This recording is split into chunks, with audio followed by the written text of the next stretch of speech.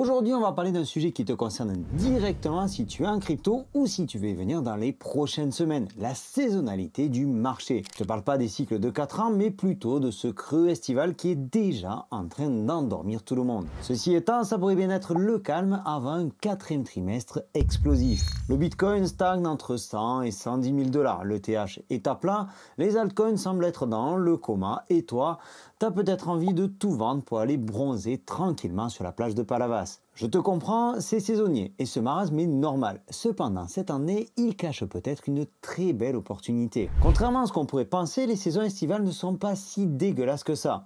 Quand on regarde le mois de juillet, les performances du Bitcoin sont plutôt bonnes. On a une moyenne de hausse à 7,5%, on a eu des plus 16, plus 18%, plus 24%, moins 6,5%, plus 20, plus 17. Franchement, le mois de juillet n'est pas dégueu. Le mois d'août, c'est un petit peu plus compliqué avec moins 8%, moins 11%, moins 13%, plus 13, plus 2. Bref, une moyenne de plus 1,75%.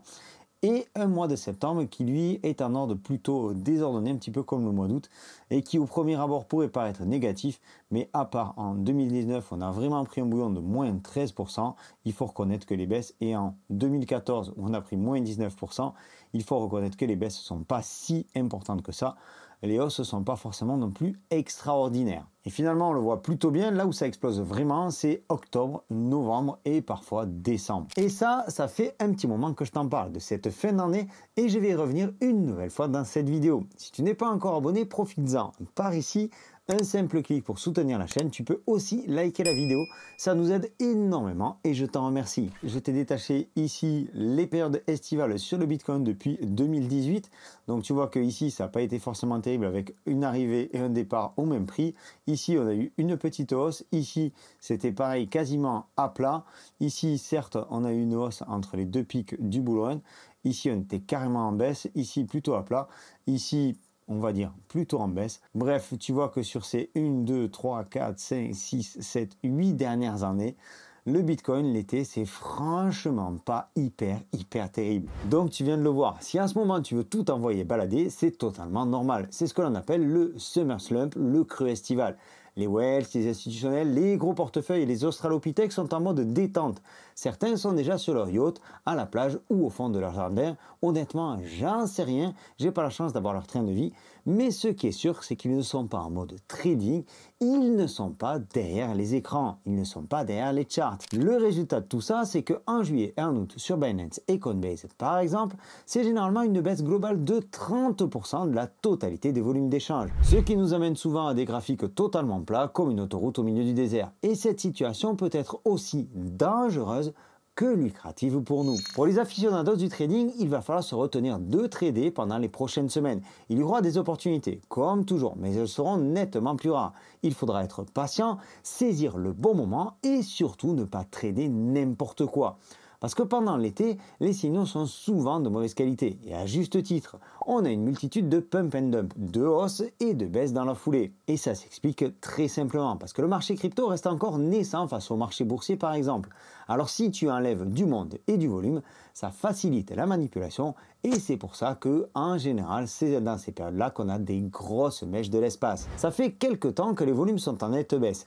Et s'il y a moins de volume, que tout le monde est en vacances, alors certains traders plutôt malins et bien organisés ont alors le champ libre pour influencer le cours de certaines cryptos. Donc en gros, si en ce moment tu trouves que la période est épuisante et piégeuse et que ça te tape sur le système, c'est totalement normal, c'est pareil pour moi et toute l'équipe.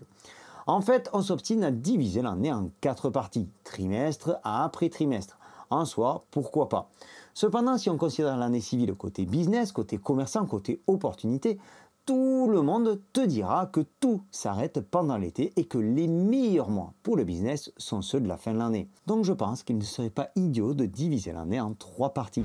Et à juin, on se retrouve après les fêtes, c'est souvent une période électorale et une période de remise en route. On va dire que les choses se mettent en place et pour les marchés en général, c'est plutôt haussier. Juin, juillet, août, c'est grillade, apéro, on dépense ce qu'on a gagné en début d'année, il n'y a pas grand monde qui investit, sauf peut-être les plus malins. Et de septembre à décembre, c'est là où tout explose. La rentrée des classes, une motivation comme jamais, ensuite il y a les fêtes, bref, ce sont les meilleurs mois pour toute l'économie en général.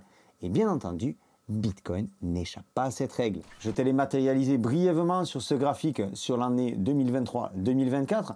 Tu le vois ici, la première partie de l'année 2023, on a eu une belle hausse, ensuite une consolidation pendant l'été. Fin d'année 2023, une hausse. Début d'année 2024, une hausse un petit peu plus timide. Ici, une consolidation pendant l'été. Ensuite, une hausse pour la fin de l'année 2024. Alors, comme toute règle a soi-disant son exception, on voit que ici, le début de l'année, sous l'influence de l'élection de Trump, de la prise de pouvoir de Trump, a été plutôt médiocre. Mais je reste positif et convaincu que les derniers mois de l'année seront absolument explosifs. Et tout ça, toute cette théorie pourrait bien être confirmée dès aujourd'hui et encore davantage dans les prochains jours, ce qui nous offrirait alors quelques opportunités bien sympas, mais pas sans risque, et je m'en explique. Aujourd'hui, on a Jérôme Powell qui prend la parole à 9h30 aux États-Unis. En Europe, ça nous fait en début d'après-midi. Il va s'exprimer sur la situation autour de l'inflation et donc des fameux taux d'intérêt. Je ne sais pas si cette allocution a été prévue ou pas, il me semble que non. En tout cas, ça pourrait apporter un peu de volatilité pour ce premier jour du mois de juillet. Surtout si on a déjà une partie des institutionnels qui est en mode congé et donc que l'on a beaucoup moins de monde présent sur les marchés. Ensuite, vendredi, ce sera l'Independence Day aux États-Unis. Donc toutes les bourses seront fermées. D'autant plus qu'ils allongent leur pont puisqu'ils seront fermés à partir de jeudi 13h heure locale. Ce qui va alors ralentir encore davantage le marché. Et je pense que ce sera là le début officiel des vacances.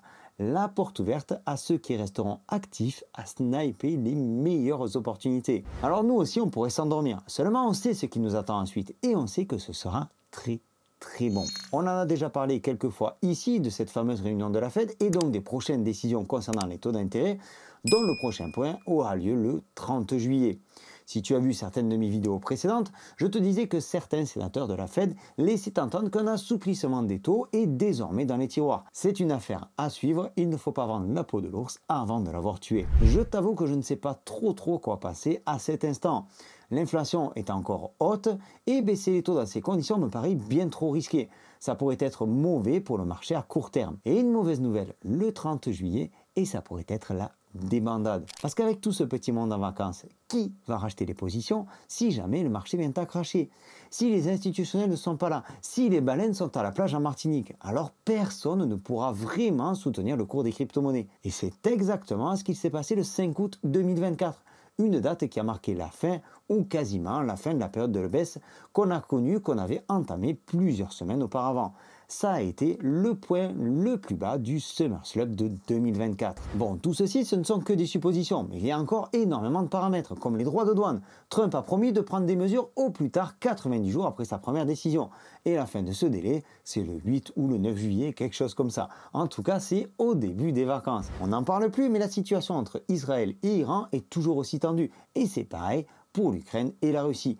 Bref, tout ce qu'il faut du côté des news pour nous animer un marché pendant tout l'été. Et là, tu dois être en train de te dire, mais Sylvain est devenu à moitié fou, à moitié con. Il nous promet un été ultra calme et puis il nous dit de l'autre côté que ça va pas arrêter de bouger. Alors ce que je veux te dire, c'est que l'été, sans les institutionnels, on a un marché qui tourne en rond, en vase clos entre crypto-addicts. Et je me permets de te rappeler une règle de base en investissement en crypto. Pour que le marché explose de façon significative à la hausse, il faut alors un afflux massif de liquidités. Pas d'institutionnels, pas de liquidités, pas de hausse. Pas encore. En revanche, quand je dis que le marché peut être animé, c'est parce que, donc, sans les institutionnels, il y a donc moins de monde sur les marchés. Il est donc plus facile d'avoir davantage de volatilité, des pics de hausse et des pics de baisse. C'est tout à fait possible qu'on assiste à des mouvements de grande ampleur puisqu'il y a moins d'acheteurs et moins de vendeurs tout au long de l'été. Et ça, tu ne peux pas le nier, c'est exactement ce qui se passe depuis quelques jours. On a un marché compliqué, difficile à lire, un ATH qui est tout proche et pourtant on a l'impression que Bitcoin manque de force pour l'atteindre. La news autour des ETF Solana et leur version augmentée du stacking hier a quelque peu fait bouger la plupart des altcoins, mais ça s'est tassé relativement vite ensuite. On ne sent pas encore cette euphorie caractéristique d'un bull run. En fait, un bull run, c'est une période difficile, extrêmement difficile. Déjà parce qu'on l'attend depuis tellement longtemps qu'on est rempli d'impatience. Et quand on doit traverser la période estivale, période de consolidation indispensable pour la poursuite du mouvement, on se sent alors épuisé. on finit presque par ne plus y croire du tout. Mais tu sais quoi, pour ma part, si je suis encore là à te faire des vidéos pour te partager toute mon expérience et ma vision des choses, alors qu'il fait 400 degrés dehors et que je serais bien mieux les fesses dans l'eau, c'est que je suis ultra convaincu que le meilleur est à venir dans quelques semaines. Et comme toujours, le marché finira par payer tous ceux qui ont eu la patience de tenir pendant cette période délicate qui nous attend. Et le marché finira aussi par payer tous ceux qui ont été attentifs pendant que la plupart dormaient allongés sur la plage. C'est un petit peu l'histoire de la cigale et de la fourmi. Alors attention, je ne dis pas que les institutionnels sont des cigales. Non, loin de là. Il faut aussi être conscient qu'on ne joue pas dans la même catégorie. Ils ont une autre vision du marché, beaucoup plus long terme que nous. Bien entendu, mon analyse à l'instant T n'engage que moi. Tu peux aussi élargir tes recherches et aller regarder ce qui se passe autour pour que tu prennes la meilleure décision pour ton portefeuille. Alors comment profiter de cette ultime phase de consolidation et de peut-être tous ces petits pics baissiers? Tout ça avant l'explosion finale et sans se faire avoir sur des tokens à la con. Il faudra être très prudent, ne pas FOMO, ne pas sauter sur le dernier meme coin à la mode. L'été, c'est une période idéale pour les pump and dump sur les mêmes coins, donc prudence. Il vaudra mieux suivre une tendance globale, ne pas stresser si on perd quelques pourcents, avec de la patience, tout ça finira par rentrer dans l'ordre. Et si tu trades en futur, c'est peut-être pas la période idéale pour aller chercher de gros leviers. Il vaut mieux rester à l'écart des produits qui offrent de la volatilité là où il devrait y en avoir suffisamment.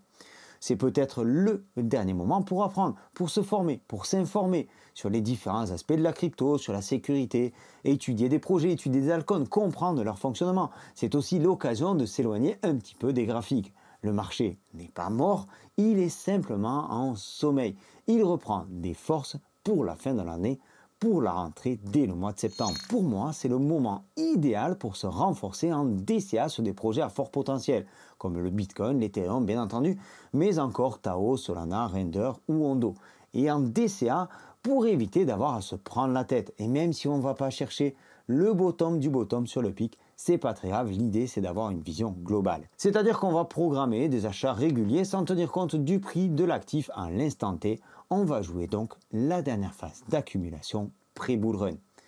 Et à la fin de l'été, on sera fin prêt pour l'ultime phase. J'espère que toi, tu es prêt ou du moins presque prêt parce que cet été pourrait être particulièrement long, particulièrement épuisant, mais je pense que ça vaut vraiment le coup de rester encore attentif et opportuniste pendant quelques semaines supplémentaires. C'était Sylvain, j'espère que cette vidéo t'aura apporté des éléments de réponse quant à la situation actuelle.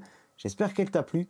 En tout cas, moi j'ai eu beaucoup de plaisir à te partager mon expérience et ma vision des choses à l'instant T aujourd'hui. Je te souhaite une excellente continuation. J'espère te revoir dans une de nos prochaines vidéos. Pour ne pas la rater, abonne-toi, c'est par ici. Je te dis à très bientôt. D'ici là, prends soin de toi et de tes cryptos. Ciao!